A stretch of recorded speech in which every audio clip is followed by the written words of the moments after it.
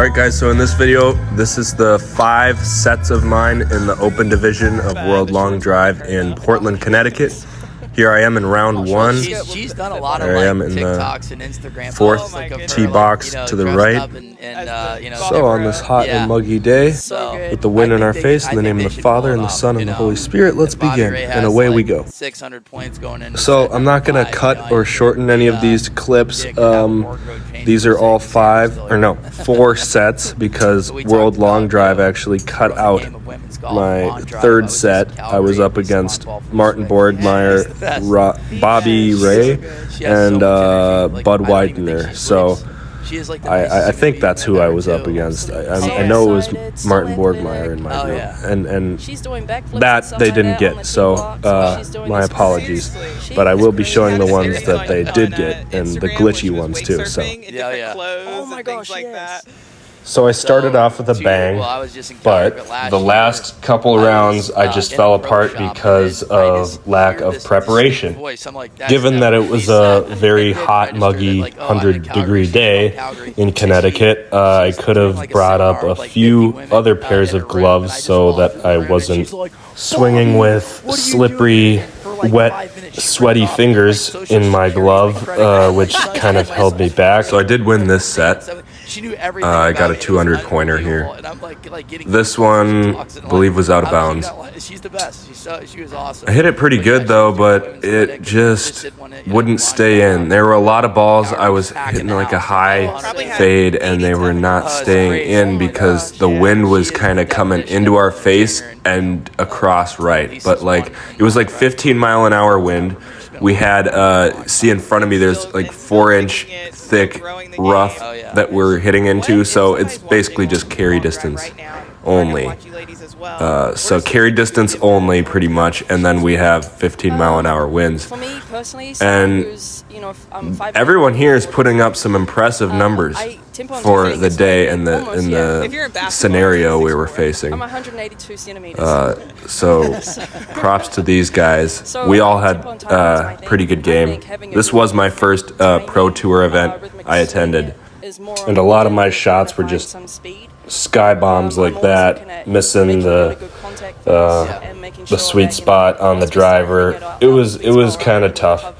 You know, I know I'll do better next time. This was not a good event for me.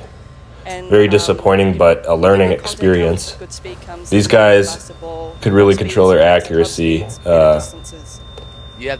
All you need is one ball in, and that's an example right there. I took the round because I got that one ball in that won the round. So I move ahead with 200 points. Still above Borgmeyer by 1, but that's going to change really quick. So here's round 2. And there I am. What's a better work? Is there a Oh yeah, so round 2, I was on my way back from the round 1. I just hit before this, and they called me back up when I was like over by that trailer, and I was like, "What? We're up again?" Like, can you believe this? So it's so weird. These events are so weird. Like, I can't, you know, I just have to get used to it because they can be very confusing. These events are very confusing. Like the first event I had, I came up to the tee with no tees, and that almost happened again in this event. So like 2 events now where I've come up unprepared because I'm not familiar as to how this all works. So there's another sky bomb. The club speed is still sort of there. It's slowing down though. The club speed was higher in the first round. But the ball speed, you know, that was just because I totally missed the face. But the ball speed and the club head speed decrease in these later rounds when I start hitting them all out of bounds. It's because I'm completely exhausted. I was there 2.5 hours before everyone else in my group arrived and started hitting, so I was completely and utterly exhausted. It was like a 102 degrees out there, muggy, gross. I was sweating like a pig. It was bad. But like I said, it's a learning experience, so I'll be back next time more prepared mentally and, you know, he's won in the playoffs. physically. He went up against Glenn Wilson, I was one of the fastest guys not in feeling it this day, but, 2016. you know, I still hung in there for the first few rounds until, like, I felt like an old person swinging the ball and swinging the club. Jake Hignite, And then, ends up winning and yeah, and that wind was really picking up in these later rounds too, carrying my ball that already has a slight fade on it even farther right, so didn't make it easy with the way I hit it, because sometimes I can hit it like Cody Billinghurst just hit it there, and then sometimes I hit it like the big power fade I have. Oh yeah. It depends on the shaft I'm using too. I use a TPT shaft, and that one tends to hit it more like he just hit it up there, and then my Kinetics, the Patterson Velocity shaft is it tends to hit it more like how I just hit it there.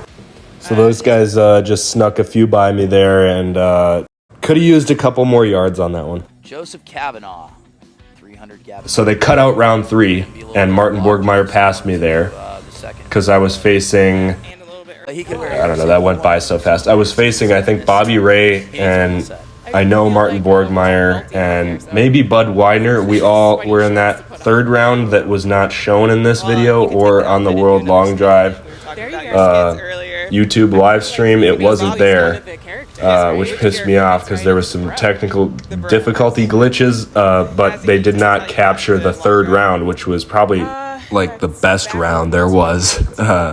I don't think I got any in, but I know I had some really good numbers to put on show there. It was a good one. There were just a few balls that I almost got in that landed right down the line but stayed out. And those, had they been in, I know they would have advanced me. Just unfortunate. But for the most part, it was just the sweaty hand treatment in the end here. Like the loss of club speed, the exhaustion, the heat, lack of preparation. It all came into effect, and basically now I know for next time. It was mainly that. Proper conditioning makes for a proper performance. So it's normally these later rounds is where I kind of get in my own head. That's something I've worked on, and this ball right here. See the other numbers here, and look at the carry. 340-yard carry. That would have carried the set, and I would have advanced to top 8 with another 200-pointer there. Little things like that I've been working on lately. It's a very important feat you must get into the habit of getting at least one ball in every round. So there were the standings. That went by really quick, but these later rounds were the technical glitchy rounds, and I mean, probably for the best to not capture my downbeat in 4K. So I'm not too pissed off about the lack of coverage here by World Long Drive, because it would have been different had I had a really good performance and advanced and stuff to not get that on camera. For like the first event, that would have sucked.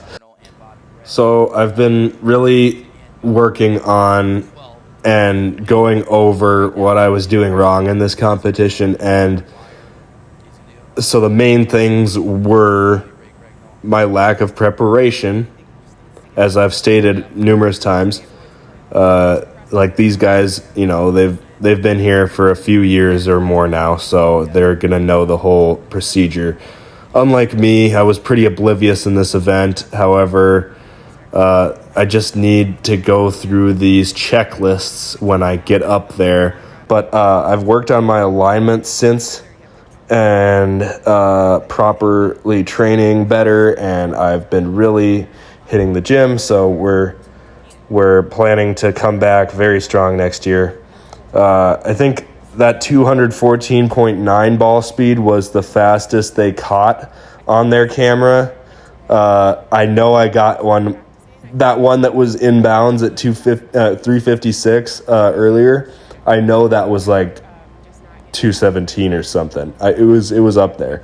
And a really tough thing I had to practice on was hitting the ball more flush, working on my smash factor, because it's very important when it comes to these events.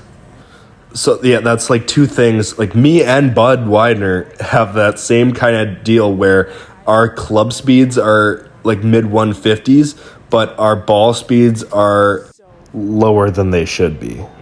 But I've been putting some swings in on the driving range, and a lot of things have been changing. I've been really getting ready for next year. And so Bud Widener actually had a sudden death with Mike Zuloff up there, and he won.